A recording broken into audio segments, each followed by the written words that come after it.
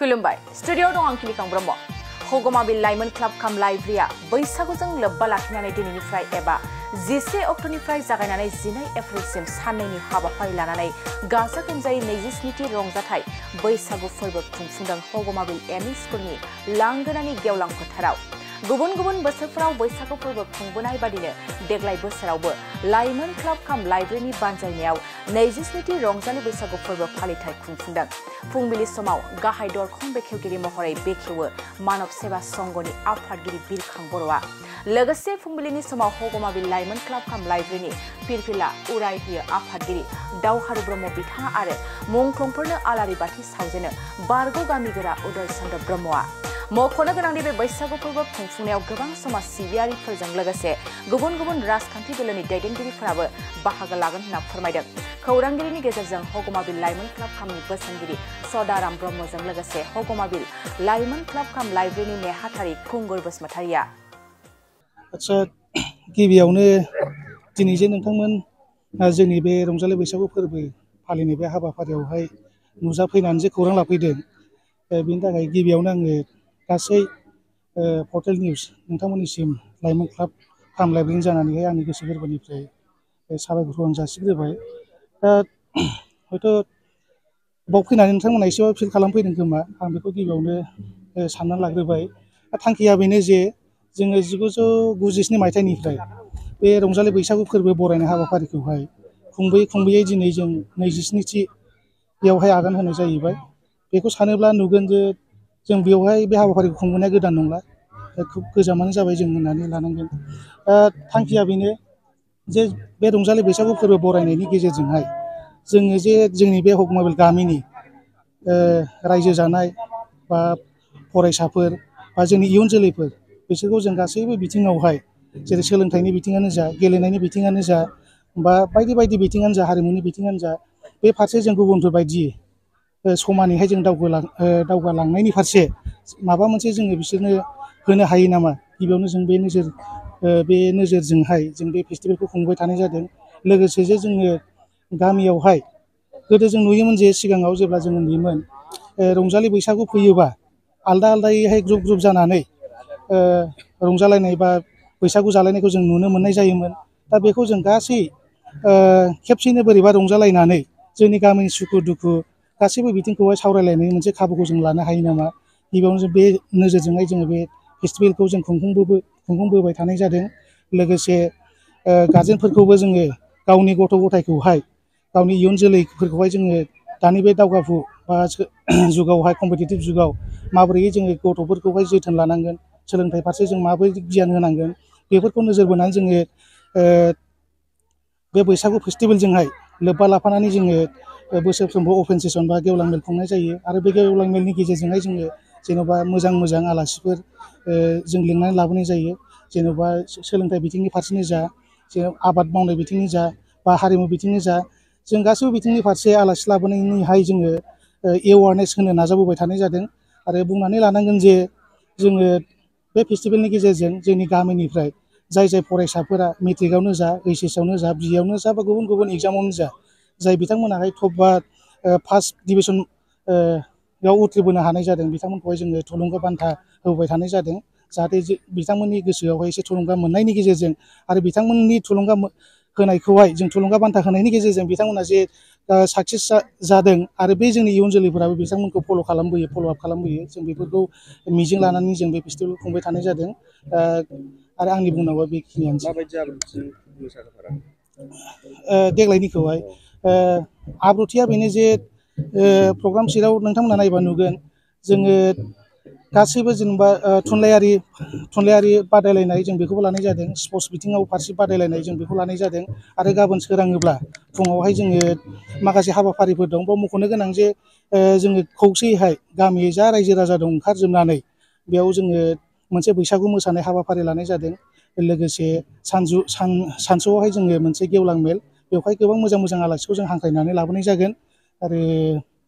मोनाबिलियाव माखासे जों सिंगार्सफोर गायकफोरखौ लाबोनानै भेराइटि शो बा बायदि दिन्थिफुंनाय जों बेखौ खुंफुंनाय जागोन जोंहा हाबाफारि बायदि नैथि हाबाफारि बे जोबनानै थांबाय थामथि हाबाफारियाव दङ जोंहा हगमाबिल खुंगानि 27थि रंजालि बैसागु फोरबोनि गाहाय सायनासालि बेखेवनाय आरो बे हाबाफारियाव बेखेवगिरि हिसाबै जोंहा हांख्रायनानै लाबोदों मुस्रि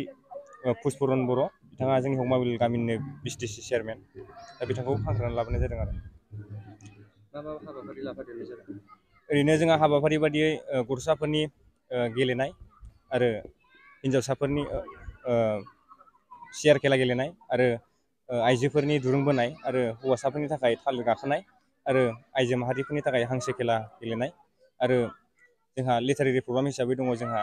खन्थाइ आवरायनाय आरो कुइज कम्पिटिसन आरो एक्सटेम्पर स्पिच आरो जायगायावनो खन्थाइ लिरनाय बादायलायनाय बे आरो माबायदि रेसपन्स मोनबोदों बेबायदि हाबाफारिखौ खुंफुंनायाव सिगां समनिफ्रायनो जों नुबोदों दि आरो आवगायबोगासिनो जोंनि बे हाबाफारिखौ लानानै जोंनि हगमाबिल गामिनिफ्राय मोजां मोजां फरायसा ओंखारदों फार्स्ट डिभिजन थांबाय थायो जोंनि बोसोरे मेट्रिकनिफ्रायबो ओइस एसनिफ्रायबो आरो बोसोरफ्रोमबो जोङो बे हाबाफारिखौ जोंनि नैबे रंजालि बैसागु खुंनायजोंनो थुलुंगा बान्था महरै बिथांमोननो होयो आरो जोंनि हगमाबिल गामियाव साबसिन आबादारि महरै सायख'नानै लानाय जायो बे साबसिन आबादारिनो जोङो मान बिलाइजों लोगोसे 1000 रां होफानाय जायो आरो हगमाबिल गामियावनो जोंनियाव साबसिन गेलेगिरि हिसाबै सायख'नानै लानाय जायो बे बिथांनोबो जोङो बान्था हिसाबै होनाय जायो आरो मोनाबिलियाव जोंहा भेरिटि श' जागोन आरो बे भेरिटि श'आव जोंनिनो मानगोनां मुस्रि सोरजिसुमा बसुमतारी बे बिथाङा हारिमु मोनाबिलियाव बाहागो लाफैगोन बेखिनियानो मा मेसेज होनो लुबैयो साफ्रोम रायजो राजाफोरसिम गेजेराव साननैल'सै रंजालि बैसागुआ बेखौनो आङो साफ्रोमबो रायजो राजाफोरनो खावलायनो सानो जे जोंनि बे बोसोरफ्रोमबो खुंबोनाय देग्लाय 27थि खेब जाबाय बे 27थि खेब रंजालि बैसागु फोरबो फालिनायाव गासैखौबो बैसागुनि जेनाखि गानग्रा जोमग्रा बेखौ हिन्जावफोरखौ गाननानै फैनो खावलायो आरो जोंनि सेंग्रा बिथांमोनखौबो गामसा आर'नाइ लानानै जोंनि बे मेलाव बा बेनि रंजालि बैसागु फोरबो फालिनायाव बाहागो लाफैनो आङो गासैखौबो खावलायो आरो जोंनि बे बैसागु फोरबो मोसानाय हाबाफारियाव जोंहा बेखेवगिरि हिसाबै लिंहरनाय जादों जोंनो क'क्राझार समस्तिनिनो MLA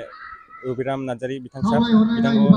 खौसे बैसागु मोसानाय हाबाफारियाव बेखेवगिरि हिसाबै लाबोनाय जादों बिदिनो आरो जोंनि बे गेवलां मेलाव गाहाय आलासि हिसाबै डक्टर बारहुंखा नार्जारि बिथां सारखौ लिंहरनाय जादों मोनसे गोजोनथाव फोसावथाय बैसागु फोरबोनि रंजाथाय समावनो फरायसा आरो फरायसुलिफोरनि थाखाय बावखुंग्रि फोरबोआ लानानै फैदों मोनसे बादायलायनाय 11थि बावखुंग्रि खुंफुं आफादा फरायसा आरो फरायसुलिफोरनि थाखाय लानानै फैदों एसे राइटिं कम्पिटिशन फरायसा फरायसुलिफोरनि थाखाय बैसागु रंजाथाय फोरबोआव बावखुंग्रि फोरबोआ टुरिज्म डेभेलपमेन्ट पटेंशियल इन बड'लेण्ड टपिकखौ लानानै बे एसे राइटिं कम्पिटिशनखौ खुंगोन बे कम्पिटिशनाव जायनो सेथि मासियाव देरहानो हायो बिथाङानो नोगोद 25,000 रां बान्था मोनगोन बेफोरबादिनो नैथि मासियाव जायनो देरहानो हायो बिथाङानो नोगोद 15,000 रां बान्था मोननो हागोन आरो थामथि मासियाव जायनो देरहानो हायो बेनो 10,000 रां बान्था मोनगोन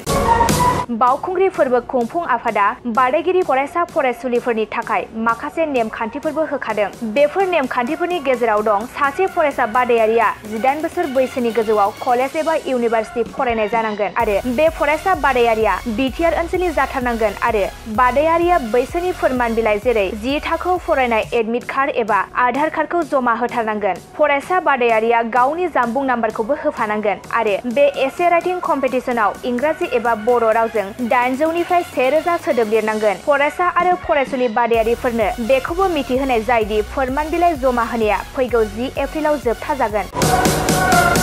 आरो बे एसे राइटिं कम्पिटिशननि फिथाइखौ फैगौ 12 एप्रिलाव फोसावगोन गोबां बाथ्रा मिथिनो थाखाय 9678278934 9395532495 जानबुं नाम्बारनि गेजेरजों खौरां लाहरनो हागोन